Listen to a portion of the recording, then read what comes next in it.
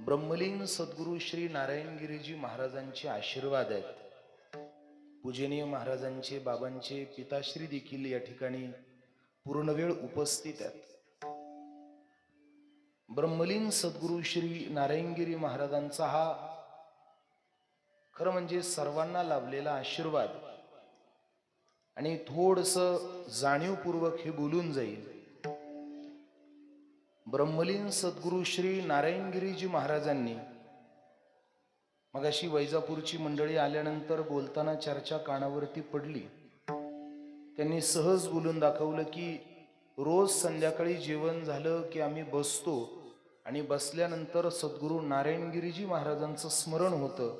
त्याच्या पुढचं वाक्य माझं महत्वाचं आहे।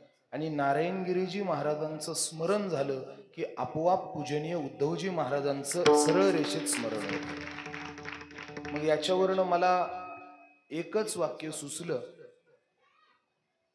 की आपल्या प्रत्येकाच्या आयुष्यात नारायणगिरीजी महाराजांनी आपल्याला काय दिलं काय नाही मला सांगता येणार नाही, पण ब्रह्मलीन सद्गुरु श्री नारायणगिरीजी महाराजांनी आपला कृपा प्रसाद बाकी पूजनीय बाबांच्या रूपाने सोडून गेलेत हे 100% खरं आहे।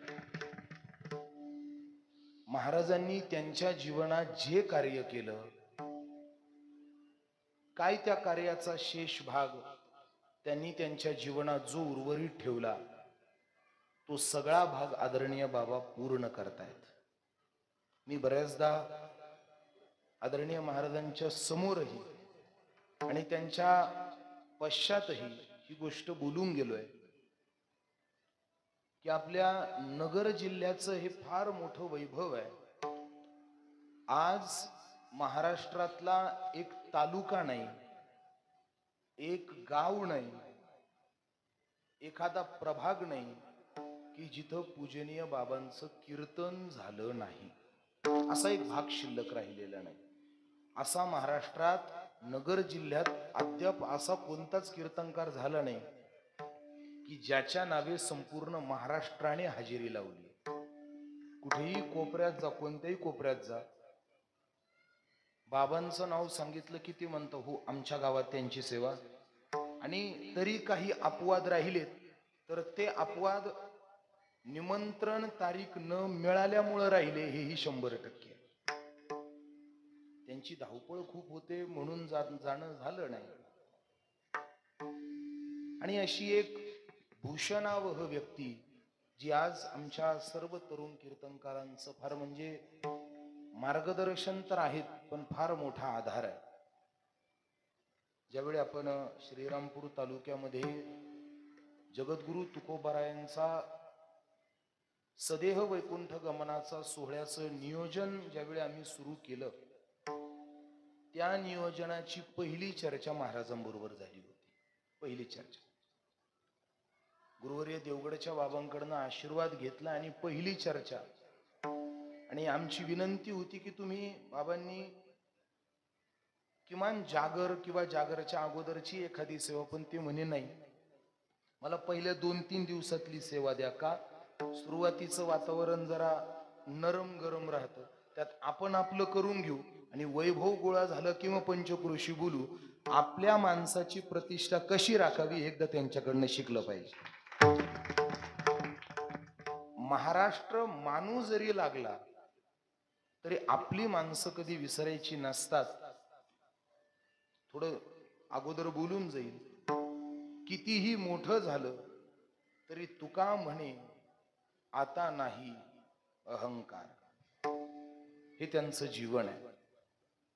म्हणून त्यांच्या सानिध्यामध्ये आपण परमार्थ करता आहात, आपल्या सर्वांचं भाग्य आहे। माणसाला आयुष्यामध्ये परमार्थ शिकवणारे महात्मे मिळाले पाहिजे। देवापर्यंत जाण्याचा रस्ता दाखवणारी माणसं आयुष्यात मिळाली पाहिजे, तर माणसाच्या आयुष्याची इति कर्तव्यता आहे। बऱ्याचदा आदरणीय पूजनीय गुरुवर्य साहेबरावजी महाराज यांच्या मुखातनं ही कुठी कायम ऐकलेली आहे। माणसाला अगोदर देव मिळावा की अगोदर साधू मिळावा? भाऊसाहेब साधू मिळावा. बरं, साधू मिळून पण काय मिळवायचंय? शेवट देवच मिळवायचं. मग जर आयता आला घर पुसोनी जर देव असेल, तर मग विनाकारण सरळ सरळ जर देव भेटतोय तरी फिरून साधूकडनं येण्याची गरज काय? साधूच्या आशीर्वादाने पण काय मिळवायचंय? देवच मिळवायचाय. साधूच्या आशीर्वादाने सुद्धा देव मिळवायचा आहे. मग जर इति कर्तव्यता देवप्राप्तीमध्ये आणि तो जर समोरून आपल्याला भेटतोय तर विनाकारण प्रयत्न करणं, मला असं वाटतं हे काय योग्य? मिळवायचा देव आहे, मग जर सरळ सरळ मिळतोय. चला, साधा मुद्दा लक्षात घ्या. तुम्ही दिवसभर काम करून शेवटी पगार घेण्याकरता जर आलात, पगार घेण्याकरता आल्यानंतर तुम्ही मालकाला म्हटलात, मालक दिवसभर काम केलंय, काही 100, 500, 1000 माझा रोज आहे, थोडं देऊन टाका.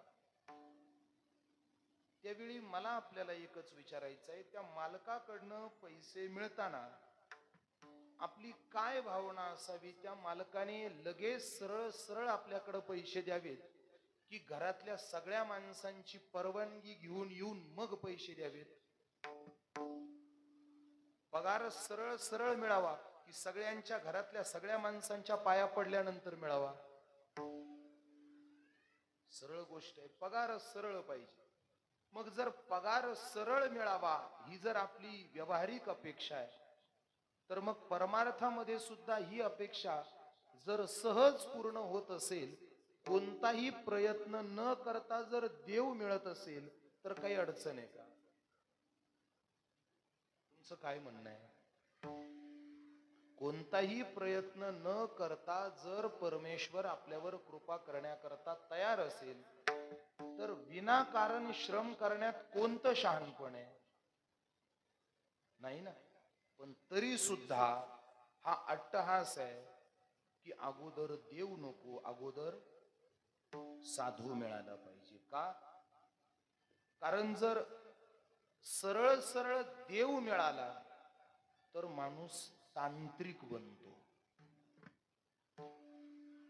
जर कोणताही सायास न करता सहज जर देव मिळाला तर माणूस तांत्रिक बनतो. आणि संतांच्या हाताखालून गेलं आणि मग जर देव भेटला, त्यांच्या अंगुली निर्देशाने जर देव मिळाला तर माणूस भाविक होतो. विठ्ठल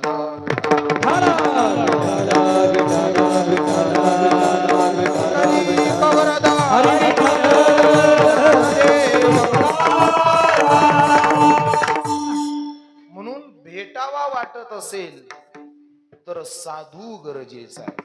म्हणून मोठ्यांनी सांगितलंय, साधू थोर जाना, साधू थोर जाना, साधू थोर जाना, साधू थोर जाना, साधू थोर जाना, साधू थोर जाना, साधू थोर जाना, साधू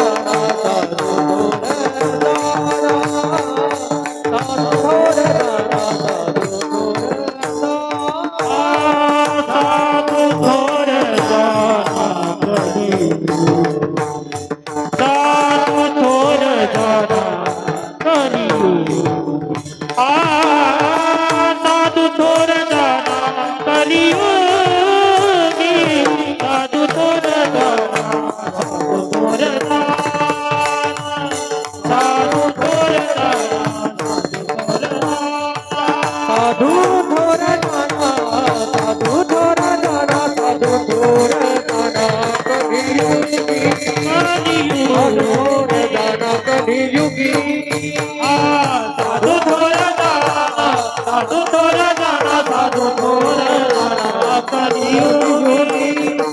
साधु थोर जाना,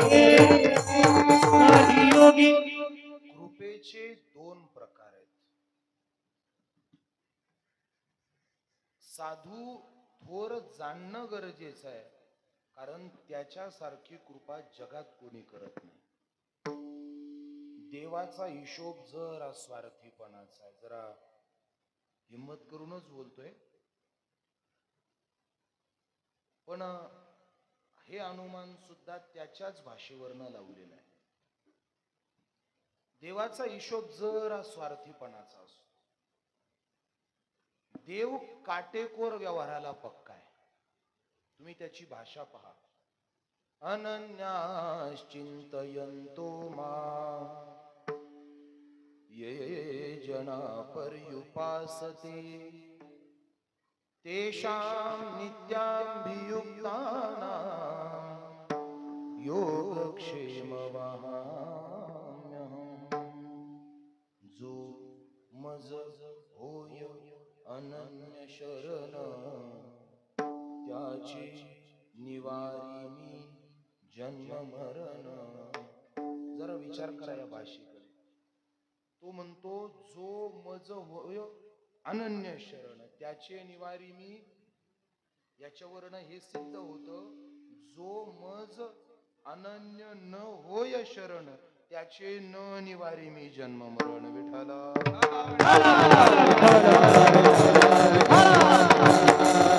मला फक्त एक सांगा,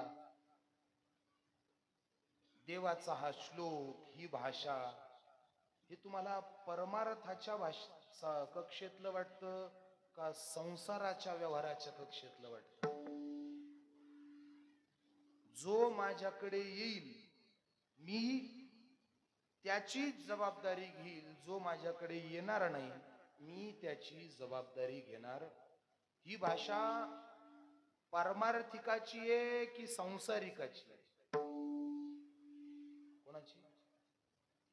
परमार्थिकाची भाषा आहे.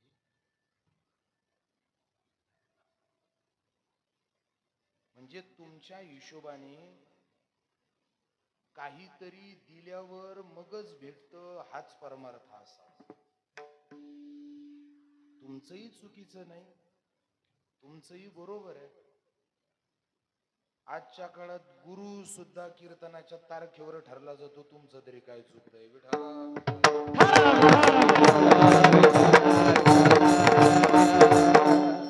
असं जर असेल तर मग हेच होणार आहे. मला सांगायचं काय, देशी तेव्हा देशी ऐसा असशी उदार हा देवाचा व्यवहार आहे, आणि देती आलियासी दान हा संतांचा व्यवहार आहे.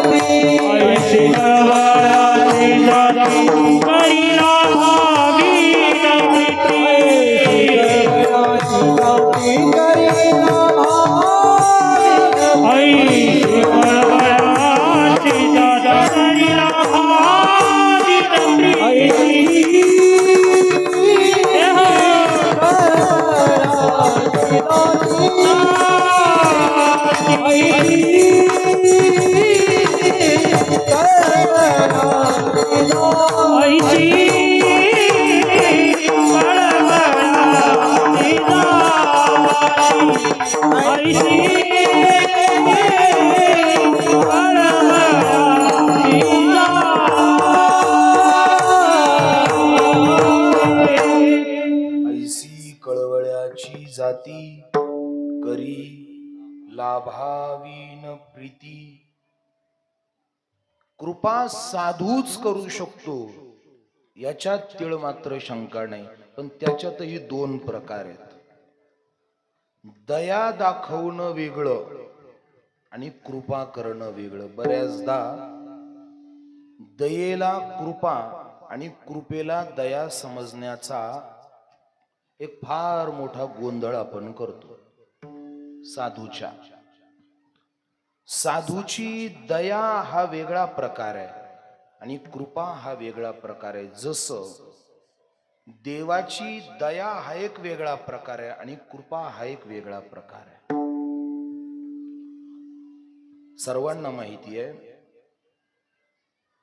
अंबरीश राजाने एकादशीचं द्वादशीचं व्रत पारणं दुर्वासांच्या अनुपस्थितीत सोडलं न सोडलं हा अजूनही मोठ्यांच्या डोक्यात गुंतलेला प्रश्न आहे. पण त्यावेळी बाकी देवाने दोघांच्या संबंधाने केलेली क्रिया हे या प्रश्नाचं उत्तर आहे.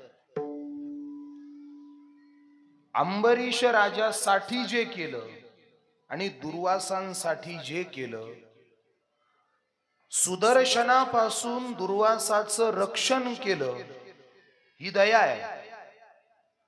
आणि अंबरीशासाठी जन्म सहन केले, ही कृपा आहे. विठ्ठल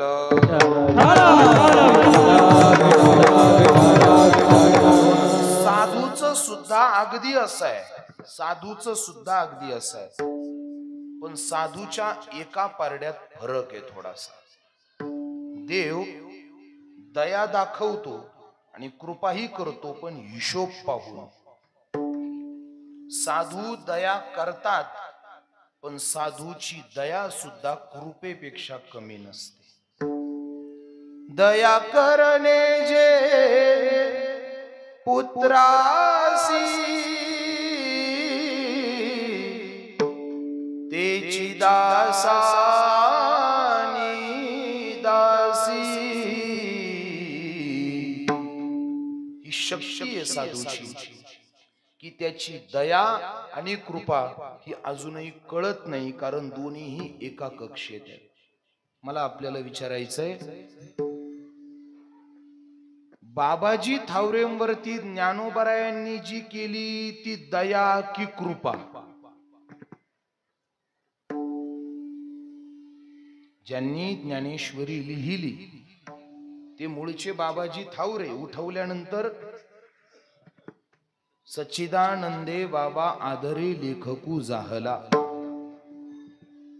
पण ते नंतरची भाषा. अगोदर बाबाजी थावरेंवरती जी केली ती दया की कृपा? चला थोडं पुढं जाऊ. रेड्यावरती ज्ञानोबरायांनी जी केली ती दया की कृपा?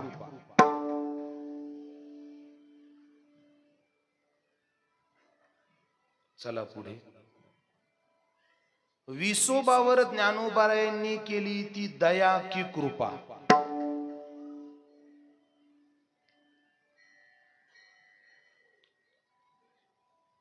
इतकं अवघड कीर्तन नाही करीत मी. मी फक्त काय विचारलं, देवाच्या नजरेत दया आणि कृपा हे दोन फरक आपण सहज केले. मग जरा संतांकडे पाहना, संतांकडे पाहना. बाबाजी थावरेंवरती ज्ञानोबरायांनी केली ती दया की कृपा? बोलू.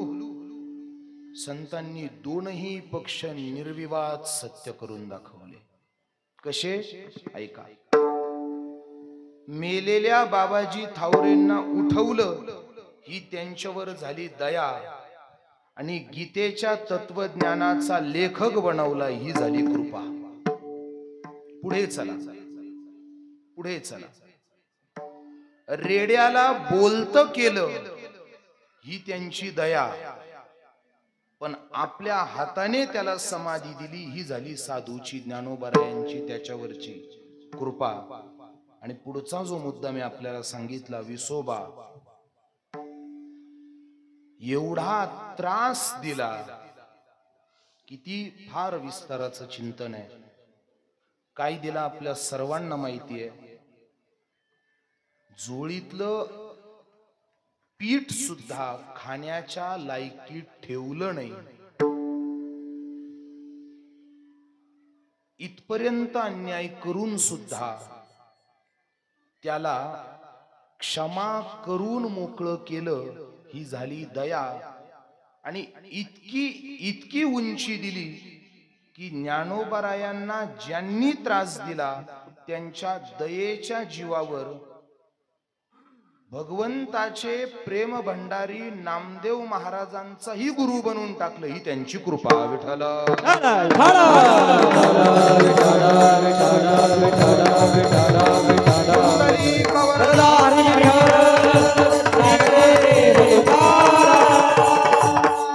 म्हणून देवाच्या दयेचं आणि कृपेचं वेगळं वेगळं मंथन देता येतं, पण संतांच्या दयेच्या आणि कृपेचा हिशोब लागत नाही.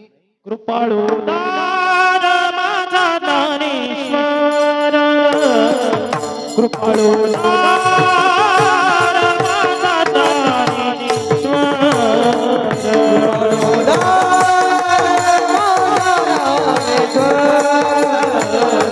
कृपाळू दान, कृपाळू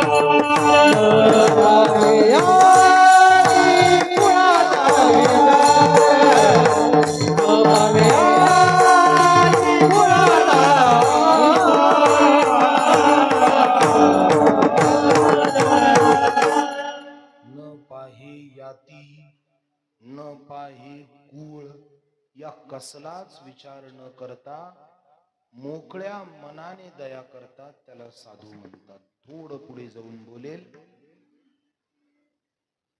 ब्रह्मलीन सद्गुरु श्री नारायण गिरीजी महाराजांनी पूजनीय बाबांच्या जीवनामध्ये जी केली ती दया की कृपा.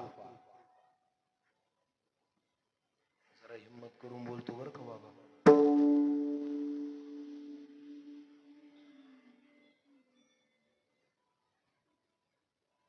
मग आता विशद करून बोलतो.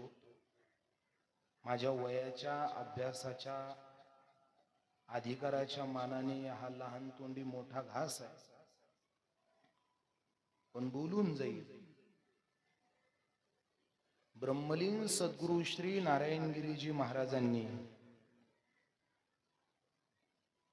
आपल्या अधिकाराच्या दर्जामध्ये श्री गुरु बाबांना घेतलं,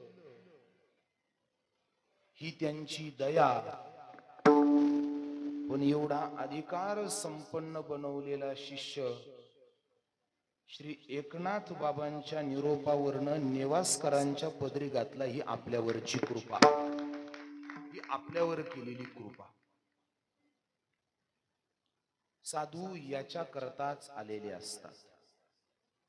नामा म्हणे दया कृपेचे ते दान, नामा म्हणे कृपेचे दान, नामा म्हणे दया कृपेचे ते दान, नामा म्हणे कृपेचे दान. एक साधू तुझे नाही, तुझे नाही, एक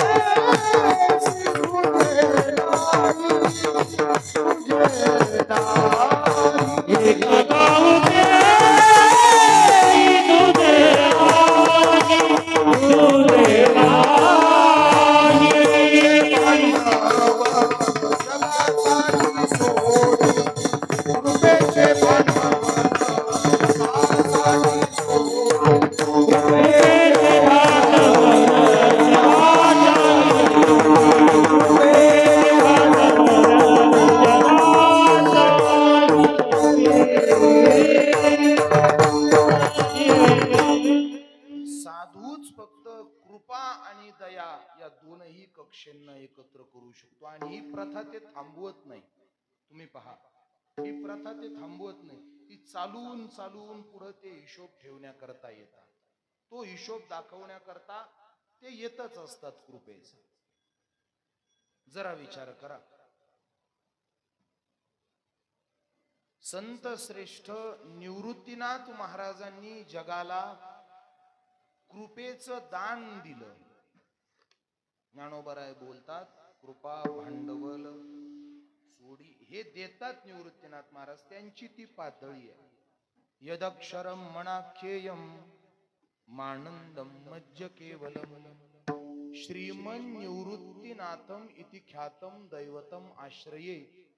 अशा विश्वगुरु निवृत्तीनाथ महाराजांनी हे कृपेचं भांडवल दिलं. पण एक बोलू का, संतांना आपल्या स्वभावाची पूर्ण जाणीव आहे. मी का बोलतो याचंही कारण तुम्हाला कळेल.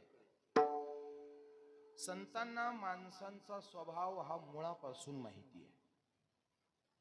त्यांना माहिती आहे, आपण किती जरी लोकांना सांगितलं तरी कालांतराने लोक आपल्या बोलण्याचं विस्मरण हे करणारच आहे. हे त्यांना माहिती आहे. म्हणून निवृत्तीनाथ महाराजांनी जे दिलं ते परत जगाच्या समोर प्रकट करण्याकरता ज्ञानोबराय आले.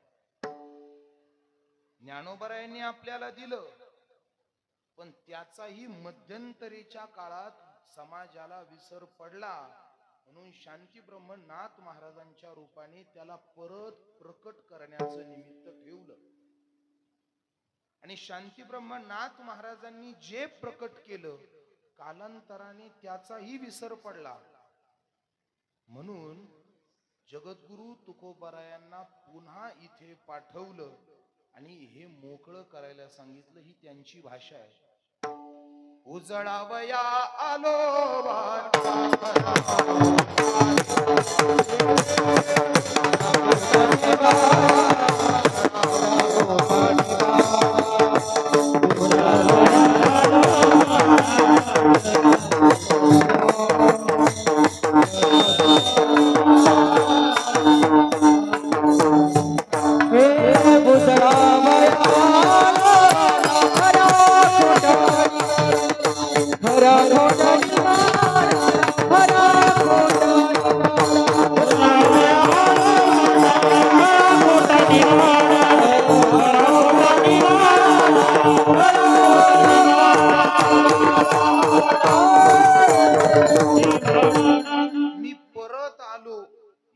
करता का हे मागच्यांनी घालून दिलंय.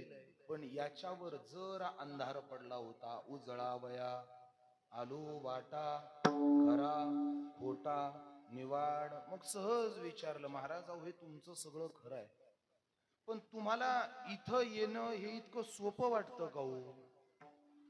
इथं येणं काय इतकं सोपं नाहीये. मृत्यू लोकामध्ये येणं हे जितकं आपण सहज समजतो इतकं सहज नाहीये. याच्याकरता खूप फिरावं लागतं. बहुत जन्मी केला लाग, बहुत फिरावं लागतं, तेव्हा इथे येण्याचं सद्भाग्य मिळतं. पण हे विशेष आहे, तुकोबाराय या सगळ्या परिस्थितीतून पुढे येतात. आणि त्याच्यापेक्षा विशेष हे आहे की आपल्याला सांगण्याच्या साठी त्यांना जेवढा त्रास होतो तो सगळा त्रास ते सहन करतात. हे सगळ्यात मोठं विशेष. मला आपल्याला विचारायचंय, पूर्वाश्रमीच्या संतांच्या वचनांना मोकळं करून ज्या समाजाच्या समोर तुकाराम महाराज ठेवतात, ती वचन समाजाच्या जवळ गेल्याने फायदा तुकोबारायांचा आहे की आपला आहे? आपला फायदा आहे. आणि आपला फायदा असून सुद्धा ज्यांनी आपल्याला हा लाभ मिळवून दिला, आपण त्यांना सुखाचे दिवस पाहू दिले. आपणच, दुसरं कोण नाही, आपणच त्यांना सुखाचे दिवस पाहू दिले. जेवढं काही त्यांच्या जीवनात विकृत घडलं ते त्याला विकृत मानतात न मानतात हा पुढचा प्रश्न आहे. त्यांच्या दृष्टीने जगात काहीच विकृत नाहीये. विकृताला सुद्धा सुकृत मानण्याचा श्रीमंत रक्तगट तुकोबारायांचा होता, जो आपल्याकडे नाहीये.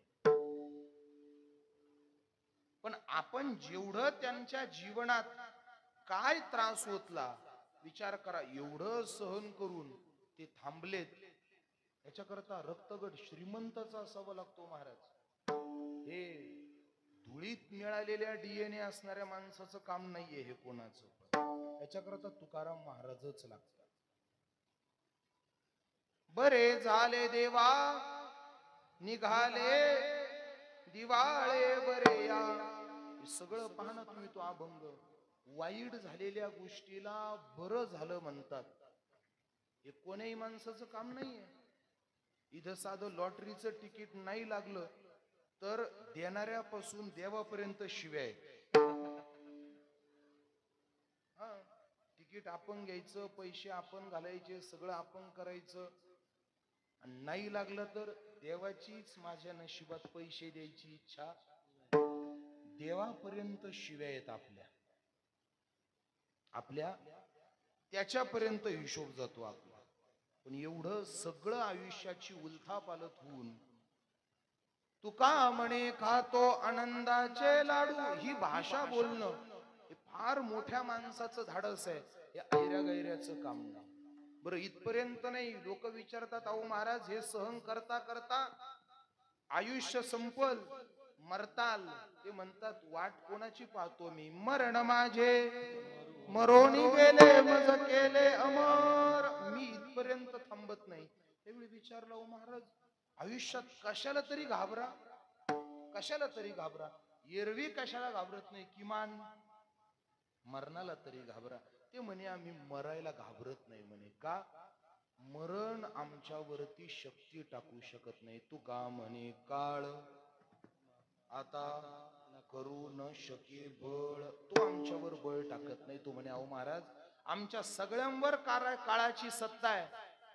तुमच्या जवळ काळ येऊ शकत नाही असं म्हणता कशावरनं? त्यावेळी महाराजांनी सांगितलं, आम्ही जिथं राहतो तिथं काळाची सत्ता चालत नाही.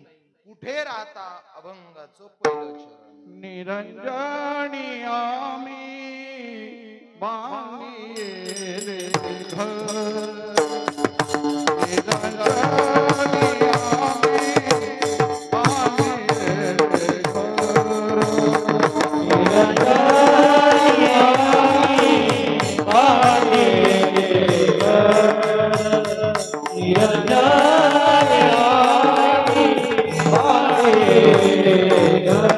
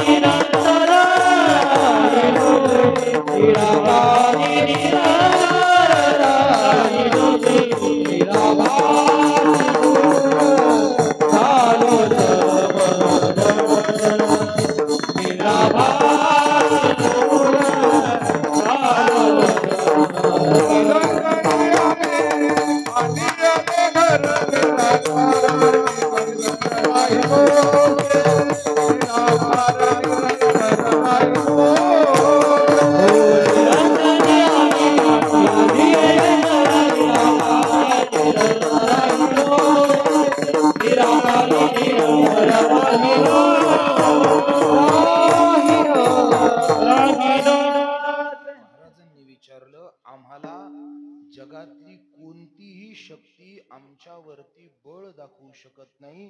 कारण आम्ही जिथे राहतो तिथे या शक्तींचं सामर्थ्य चालत नाही. कुठे राहता, कुठे तुमचं घर? निरंजनी आम्ही बांधियले घर, आम्ही निरंजनी घर बांधलं. मग त्याने विचारलं, महाराज निरंजनी घर बांधलं म्हणजे जसं आमचं घर नेवासा तालुक्यात आहे, सुरेगाव मध्ये आहे, अमुक अमुक ठिकाणी आहे, तसं हे निरंजन म्हणजे कोणत्या गावाचं नाव वगैरे आहे की काय? आम्ही निरंजन नावाच्या गावाला घर बांधलं बुवा. असं गाव आहे का निरंजन? आणि जर गाव असेल तर ते नेमकं कुठं आहे? तुकाराम महाराजांनी सांगितलं, ते गाव नाहीये, निरंजन गाव नाहीये. निरंजन शब्दाचा अर्थ आहे नित्य शुद्ध, जे कधीच अशुद्ध होत नाही त्याचं नाव आहे निरंजन. अंजन दिलं की आतली घाण बाहेर पडते. अंजनामध्ये ही ताकद आहे. किती अंजन दोषाला दूर करतं आणि चांगल्याची स्थापना करतं, ही शक्ती अंजनामध्ये. ज्ञानोबराय बोलतात, माझ्या सद्गुरूंनी मला हे अंजन दिलंय. हे अंजन ही परंपरा आहे. मोठ्याने लहान्याला अंजन देणं ही फार मोठी परंपरा आहे. वेळ कमी आहे आपल्याकडे, पण ते म्हणतात की आम्ही निरंजनी घर बांधलं. निरंजनी. आता विचार आहे, निरंजनी घर बांधणं नेमकं तुकोबारायांच्या या घरामध्ये त्या स्थानाचा काय विशेष आहे? तुकोबाराय म्हणतात की आम्ही अशा ठिकाणी घर बांधलं की जिथं ज्या गोष्टीची तुम्हाला भीती आहे त्या गोष्टी तिथे येऊ शकत नाही. त्या शक्तीने जरी प्रयत्न केला तरी ती गोष्ट तिथं येत नाही. आम्ही कितीही प्रयत्न. आता निरंजन शब्दाचा अजून एक अर्थ होतो. निरंजन शब्दाचा अर्थ आहे एकांत. तसे निरंजन शब्दाचे छांदोग्याच्या अनुसार 7 अर्थ होतात. छांदोग्य उपनिषदाच्या अनुसार 7 अर्थ होतात. आपल्याला जेवढे महत्वाचे तेवढे आपण पाहू. निरंजन शब्दाचा अर्थ एक नित्य शुद्ध, आणि निरंजन शब्दाचा अर्थ एकांत. काळ सारावा चिंतने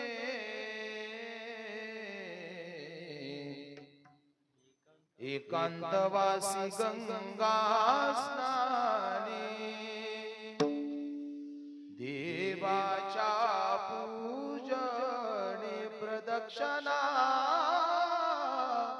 तुळशीच्या. एकांती ठिकाणी राहणं हे सुद्धा निरंजन आहे. आता याच्यात एक छोटी शंका आहे, मांडतो फक्त. निरंजन शब्दाचा अर्थ जर एकांत आहे, तुकाराम महाराज निरंजनात म्हणजे जर एकांतात राहतात, तर शंका ही उपलब्ध होते, ज्या निरंजन ठिकाणावरती तुकाराम महाराजांनी घर बांधलं आणि निरंजन शब्दाचा अर्थ जर एकांत आहे, तर त्या ठिकाणी बाकी कोणाचा नसला पण तुकाराम महाराजांना त्या बांधलेल्या घराचा तरी संग, मग ते निरंजनी कसं काय होईल? हा पहिला मुद्दा. पुढे चला. महाराज बोलतात की आम्ही निरंजनी घर बांधलं. निरंजनी आम्ही. आता इथे आम्ही शब्द हा 2 अर्थाचा वाचक आहे. एक, स्वतः एकटे असताना मोठं म्हणून घेतलं तर आम्ही, आणि दुसरं मी एकटा नाही, माझ्या बरोबर बरेच जण आहेत म्हणून आम्ही. थोडं पटपट सांगतो, मला 9:15 पर्यंतची वेळ मिळालेली आहे आणि अगदी माझ्याकडे एक 17-18 मिनिट सगळं संपवायला आहे. सगळं सगळं म्हणजे सगळं आलं त्या कंबर सोडेपर्यंत. त्यामुळे तेवढ्यात मला सगळं आटोपायचं. निरंजनी आम्ही घर बांधलं. मग आम्ही म्हणजे कोण? तर इथे तुकाराम महाराज पहिल्या कलाने स्वतःचा स्वाभिमान प्रकट करतात. अभिमान नाही पण स्वाभिमान करतात. अभिमान नसावाच, चांगला नाही, पण स्वाभिमान असला पाहिजे. जे वैभव आपल्याला संतांनी दिलंय त्याचा आपल्याला स्वाभिमान असलाच पाहिजे, असलाच पाहिजे. जर उद्या कोणी म्हटलं की महाराज ज्ञानोबारायांनी खरंच रेडा बोलवला का, तर कुणीतरी त्याच्यावर टिप्पणी करण्याकरता येईल, नाही, रेडा नाही बोलवला, रेड्याच्या सारखा जड बुद्धीचा माणूस बोलवला म्हणून रेडा मान्य नाही. रेडा बोलवला, रेडाच बोलवला. जग त्यांच्या मूर्खपणात कॉम्प्रोमाइज करत नाही, आपण आपल्या 24 कॅरेट सोन्यात का कॉम्प्रोमाइज करायचं? याचा धरिना अभिमान करिना फुले सदर याचा धरिना अभिमान करिना फुले करिना फुले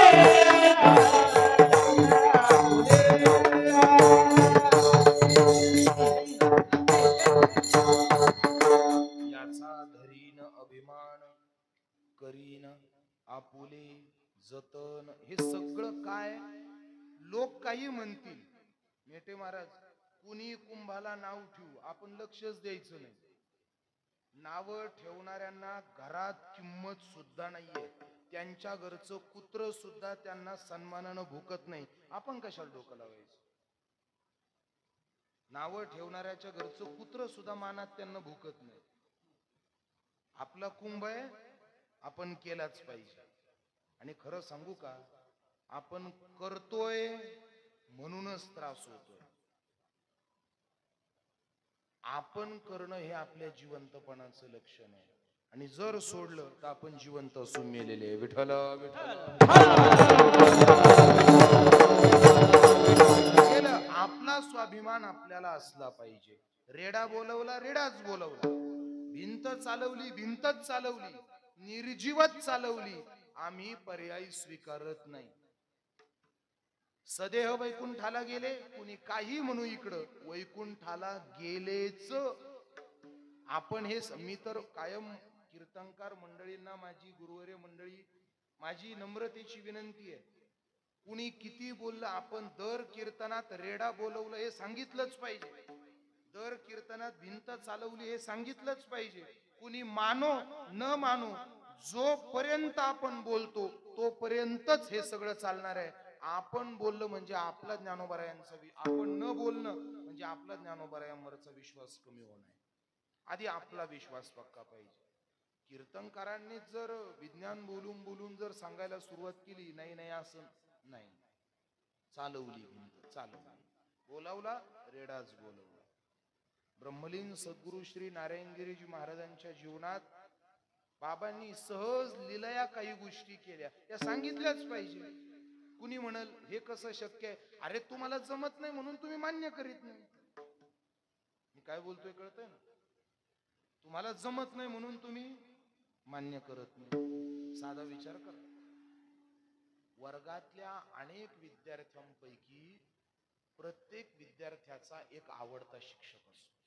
प्रत्येक विद्यार्थ्याचा एक कोणीतरी आवडता असतो आणि एक कोणीतरी नावडता असतो. मग तो आवडता आणि नावडता कशावरनं ठरतं माहितीये का? ज्या विषयाचं ज्ञान त्या मुलाला सहज मिळतं, जो विषय त्याला सोपा जातो, तो विषय शिक्षक त्याच्या आवडीचा असतो. आणि जो विषय विद्यार्थ्याला अवघड जातो त्याच्या दृष्टीने तो शिक्षक मूर्खच असतो.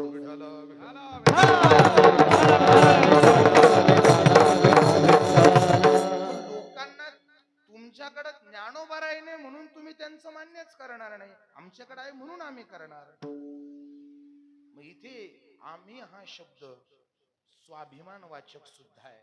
आणि दुसरं, जर याचा शब्दार्थ घेतला तर त्याचा सुद्धा हिशोब लागतो. तुकाराम महाराज म्हणतात, मी इथं एकटा राहत नाही, माझी सगळी परंपरा राहते. ज्ञानोबारायांपासून आमची परंपरा चालू होते. ते सगळे इथं घर बांधून आहेत, सगळ्यांची घरं बांधलेली आहेत. ज्ञानदेवा घर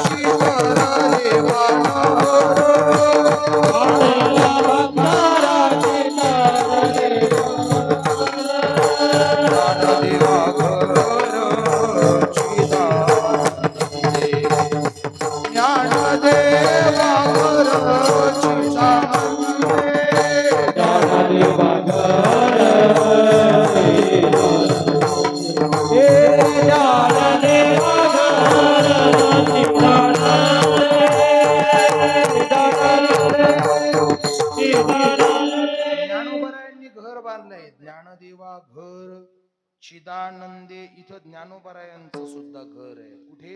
निरंजनी. ज्ञानोबरायांचं. अजून एक विचारलं, ज्ञानोबरायांनी कोणतं घर बांधलं, कुठं घर केलं? सोपं आहे.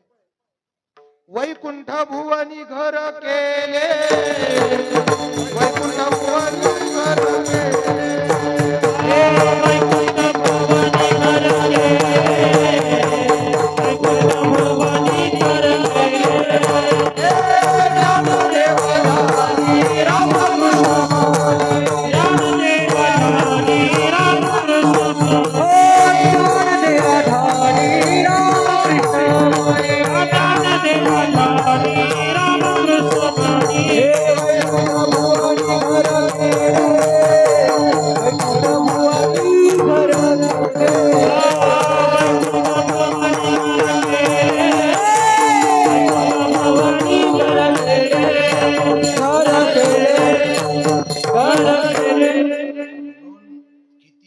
आपण चांगले झालो तर हरिपाठाला हलक्यात घ्यायचं नाही महाराज. चार चौघात कशी उतरवायची हे फक्त हरिपाठालाच जमतं महाराज.